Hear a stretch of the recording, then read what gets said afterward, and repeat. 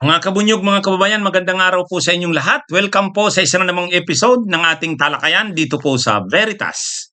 Kung hindi po kayo nakasubscribe dito po sa ating YouTube channel na ito, subscribe na po kayo. Kung hindi po kayo nakafollow sa ating Facebook page na ito na Veritas, follow na po kayo. O yan, mga kabunyog, nagkalat na naman kanina. Nagkalat na naman ng kahihiyan si Marcoleta kanina. Ang tinutukoy kong Marcoleta yung anak. Ha? Yung anak, yung Paulo. Hmm? Nakakahiya. Nakakahiya kanina doon sa kamera. Hmm? Anong ginawa na naman kanina? Eh, 'di ba hearing kanina ng Justice Committee. Sa hearing ng Justice Committee, oh, ayun, nililinaw na nga, nilinaw na, makailang beses nang nilinaw, paulit-ulit na si Congresswoman Beatrix Luistro na ang hearing kanina ay clarificatory hearing lang. Hindi pwede yung mga probing questions, hindi pwede yung mga ano na masyado nang magpapalalim ng discussions, hindi eh. Kasi ano nga, ha? Clarificatory lang. Kung ano lang yung nandun sa affidavit, may gusto lang ilinaw doon, yun, clarificatory. Pero kung lalabas ka pa doon, magdidetalye ka, bakit, paano nangyari, hindi pwede. Doon na kasi yan sa trial eh. Doon na sa trial. Oh. Ngayon, itong si Marcoleta, Paulo Marcoleta, gustong questionin ang kredibilidad ni Madriaga. Ay wala nga yan, hindi nga pwede yung mga probing questions. Kasi nga, alam nyo kung sino ang nagrereklamo diyan? Ang nagrereklamo diyan, mga kakampi din naman nila Marcoleta eh. Eh di ba sila yung paulit-ulit nagsabi na unconstitutional ang gagawin sa susunod na mga araw ng Kamara, ng Justice Committee lalo na, dahil magsasagawa daw ng mini trial. Hindi pwede yan. Kasi sa Senado lang yan pwede. Ngayon, yung gagawin daw na yan ng Justice Committee ay unconstitutional. Kasi hindi dapat busisiin ang mga ebidensya. Hindi dapat magsagawa ng mga malalim na mga pagtalakay ng mga issue ng mga grounds, ebidensya, testigo sa Kamara. Kasi dapat i-reserve yan sa Senado kasi nandun ang trial. Sinong nagreklamo niyan? Halos lahat ng mga abogado at mga vloggers ng DDS, yan ang paulit-ulit nilang sinasabi. So anong nilinaw ni Congresswoman Beatrix Listro? Hindi naman ganun ang mangyayari. Ang mangyayari sa Justice Committee hearing ay probing question, clarificatory hearing lang. Yung mga probing questions na nagpapalalim na, nagbubusisi na, hindi yan. Doon talaga yan sa Senado gagawin. Ay itong si Marcoleta, makulit nga, makulita. Si Marcoletang Paulo, kanina, talagang gusto niyang busisiin si Madriaga. Hindi nga pwede. At saka, hindi lang naman siya ang sinabihan ng ganun. Lahat ng kongresista doon, kahit yung mga pabor sa impeachment, lahat, as in lahat, bawat isang nagsasalita, sisingitan ni Congresswoman Beatrix Listro. Sabi ni Congresswoman Beatrix Listro, honorable, sorry, pero nagpo-probing questions ka na. Hindi na pwede yan. Natatawa na nga lang ang congressman na nagtatanong eh. Hindi na naman daw pwede. Another na naman na congressman. Sasabihan na naman ni Congresswoman Beatrix Listro. Ibig sabihin, hindi mo rin masasabi na unfair si Congresswoman Beatrix Listro kasi lahat naman ng congressman binabara ni Congresswoman Beatrix Listro kapag patungo na sa probing questions. Nililinaw niya lang lagi na clarificatory lang ito.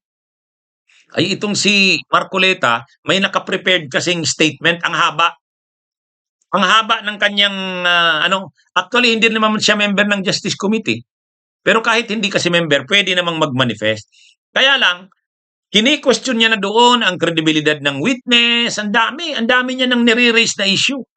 So, inano na siya ngayon ni Congresswoman Beatrix Listro. Kumbaga, kino-call out ng atensyon niya na hindi pwede yan.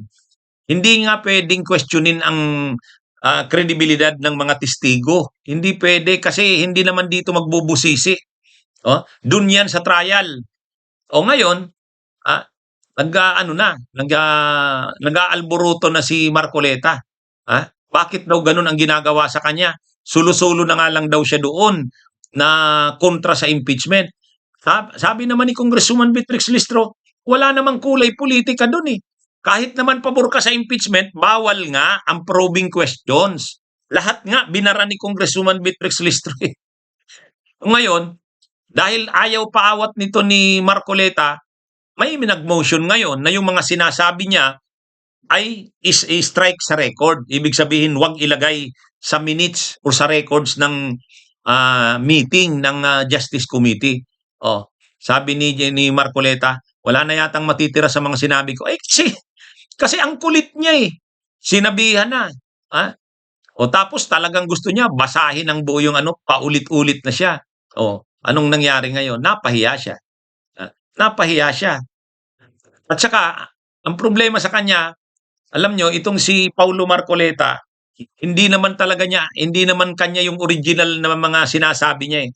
Pag nagsasalita yan si Marcoleta dyan sa mga hearings, may binabasa sa cellphone. Kanina hindi na binabasa sa cellphone. Binabasa na yung buong nasa papel. Hard copy na. Kaya lang dahil i-prepare sa kanya yung nabasahin yan doon kanina, hindi niya naman mabasa kasi bawal nga, hindi nga pwede yun eh. Wala na siyang magawa. Gusto sana ninyang siraan ang kredibilidad ni Madriaga. Ang problema nga, hindi nga pwede ang probing questions. Hindi lang naman siya ang kinukall out ni Congresswoman Beatrix Listro noon. Lahat, kahit yung mga pro-impeachment na mga kongresista, isa-isang pinapaalalahanan ni Congresswoman Beatrix Listro na lumalampas ka na. Hindi pwede yung probing questions. Sino ba kasi ang makulit sa ganyan? Ay di ba ang kampo rin ng mga DDS? Winawarningan, kini-question nila ang constitutionality ng ginagawa ng Justice Committee kasi mini trial na daw ito o kaya trial. Ipinakita ngayon ni Congresswoman Beatrix Listro, hindi ito trial, hindi rin ito mini trial. Saka hindi talaga ito clarificatory hearing lang ito. Yun ang ginagawa kanina. Kaya ngayon, ang gusto ni Marcoleta magpalalim pa, hindi pinapayagan ni Congresswoman Beatrix Listro. Sila kasi yung nagkukontra ng Actually, gusto rin sana ng mga kongresista magpalalim pa. Kaya lang, hindi nga pwede. Hindi nga pwede kasi kinestyon nila yan eh. Yan yung nire-raise nilang argument na ang ginagawa na daw ng Justice Committee ay nagbubusisi na ng mga ebidensya at testigo. Hindi daw pwede yan sa Kamara. Dapat sa trial na yan. Yun. Yun ang ginawa kanina ni Congresswoman Beatrix Listro. Si Marcoleta gusto niya busisiin si Madriaga. Hindi nga pwede. Kahit nga yung ibang mga kongresista, hindi naman pinayagan. Kaya hindi naman nagiging unfair si Congresswoman Beatrix Listro. Hindi naman dahil anti-impeachment ka, hindi ka pinapabuelo. Hindi. Lahat naman hindi pinabuelo eh. Kasi may rules nga na sinusunod. May rules na sinusunod. Yan yung nangyari kanina. Kaya pahiya na naman, nagkalat na naman itong si Paulo Marcoleta. Ang tawag nito, ang kulita eh. Ang kulita talaga. Mga kabunyog. Yan.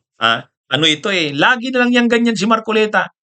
Kasi ginagampanan niya talaga yung papel niya na pro-Sara siya. Kaya lang, laging napapahiya.